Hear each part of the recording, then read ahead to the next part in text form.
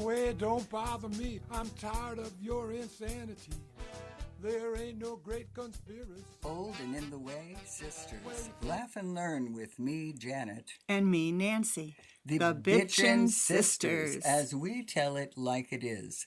The way it was back then and the mess we're in now. We're growing old in a new world with skyrocketing costs, crazy fashions, changing norms, and I hate to remind you, with limited time left. Yeah. We've got some practical ideas that might work for you. And we definitely have some opinions that you might have too. We'll entertain you and inform you. Let's look back at how it was and ahead to what's coming. And if you're young, maybe you can learn something from your elders.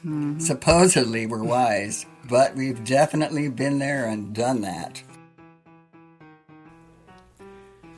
Hey, Nancy, I'm a potty mouth. Yeah. The first time I was aware that there were words that I was forbidden to say. Yeah, my mother and I were walking in the school parking lot at Ocean Avenue School in Northport, Long Island, New York, and I was probably like in third grade or something. I saw a word scrawled in the dust on the side of a car in the parking lot. What is F-U-C-K? I shouted to my mother. Shh! She yelled, looking around furtively. Never say that word. She really came down on me. I don't remember if she said another thing about that word, but I sure knew that I shouldn't say it. Did you know what it spelled? Yeah, well, I could spell, but I wasn't allowed to say it out loud. So it just, I just thought, God, I can't say this. This is such a horrible thing, whatever it is. And I don't remember how I found out what it was. But there was a similar incident with two of our young grandsons. I'll call them H and K. The subject of bad words came up. How old were they? Let's say at the time 7 and 8, or around that age. And being modern children, they had been taught not to say words like stupid, dumb, retarded, etc. Like if you said, oh, that was a stupid song, don't say that. Don't say that. Anyway, which is okay, that was fine. But they said they knew another really bad word, but they couldn't say it. Oh, and then you started to think. No, it was Mark. He said, you can say it if we ask you to say it. Their parents were gone, so this was all, sure. Hush, hush. But they looked at each other kind of conspiratorially, and they screamed, funk, funk, funk. I'm sure we laughed hysterically, and I don't think we corrected them, but it wasn't they knew it was a bad word, but they got it wrong. Yeah. They did.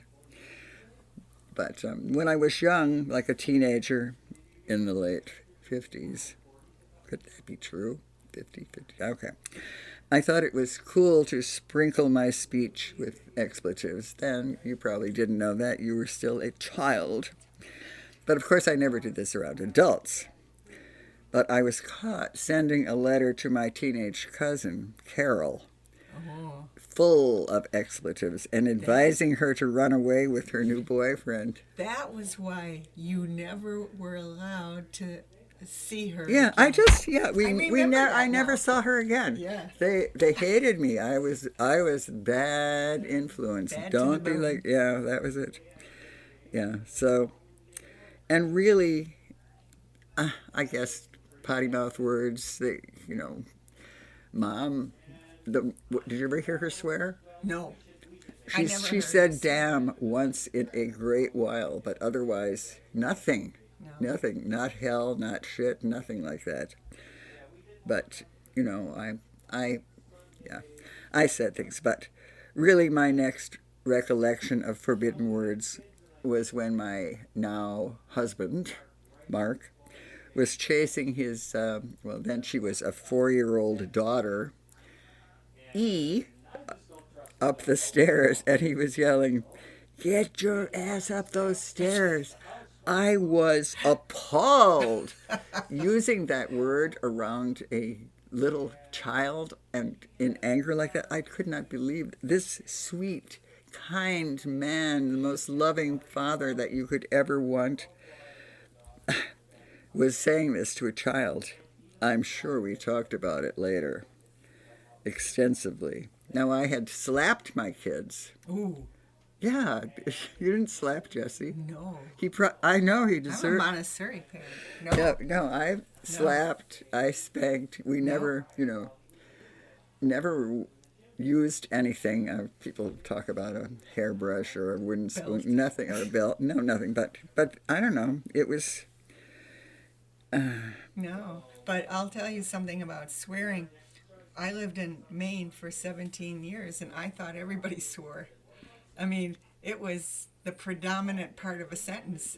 Really? Yes, and when I moved here to Wisconsin, I had a really bad potty mouth. And I didn't realize that I did because it was like common for my clique. Yeah. And the clique was huge in Maine. And it wasn't until I kind of realized nobody else was swearing that I kind of cleaned up my act, and along with that, I started to shave my armpits and my legs, because we didn't do that in Maine either. Who knew that these things were connected in any way? Yeah. Well, just last year we had something occur about language with a young kid. We were in our favorite place in Mexico, El Milagro, and Isla Mujeres, in case you're wondering. It's a great place. We were with a small group of people, and one of the little kids told Mark about all the fun they were having down on the beach. And Mark gave him a high five and exclaimed, "Hot damn, buckaroo!" But, shockingly at least, one of the other adults reprimanded him. Watch what you're saying around children. Who knew? I mean, I thought, this is innocent enough. The kid is the one who had taught us hot damn buckaroo. I mean, why would we have come up with that? But, You never know. Well, and then, of course, when you and I began talking about doing a blog on Facebook and doing a podcast, yeah, we were going to call it the Bitchin' Sisters.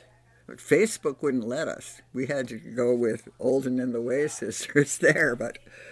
Same thing. Yeah, it is. So, but really, I mean, who even cares about being a potty mouth anymore? Because every forbidden word is out there now. Yes. Politicians use these words to get headlines. Oh, yeah, and we hear it from little kids 5 years old because they've heard it from their parents. Yeah. Oh, yeah. And these words are part of mainstream videos. They're on T-shirts and designer clothing. They're everywhere.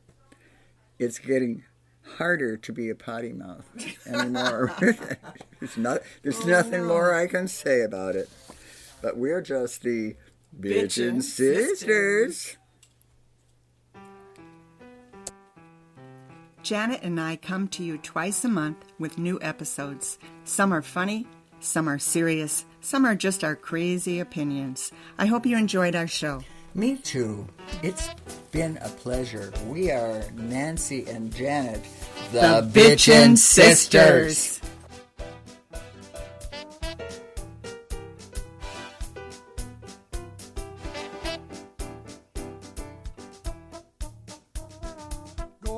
Don't bother me, I'm tired of your insanity.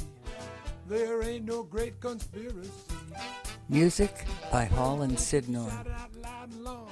Everybody's gonna wanna sing your song. You can fool some people sometimes, but you don't fool me.